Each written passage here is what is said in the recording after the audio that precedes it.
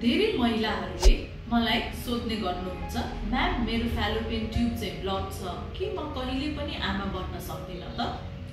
आउनुस् आज यो टपिकको बारेमा केही कुरा गरौँ।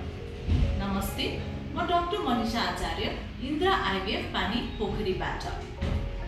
सामान्यतया नर्मल प्रेग्नेन्सी कसरी लाग्छ भन्दा हरेक महिना डिम्बाशयबाट एउटा अण्डा निस्किन्छ।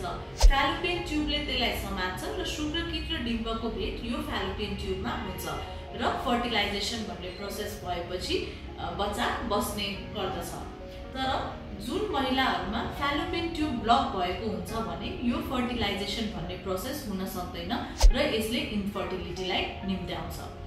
धेरै जस्तो कस्तो महिलाको ट्युब ब्लक भएको हुन सक्छ त भन्दाखेरि पेल्भिक इन्फ्लामेटरी डिजिज भएका महिलाहरू, जुन महिलाहरूलाई इन्डोमेट्रायोसिस छ, पहिला पाठेघरको नलीमा बच्चा अड्केर काट्नु परेको महिलाहरू, या कुनै सर्जरीको कारणले ट्युब ब्लक भएको हुन सक्दछ।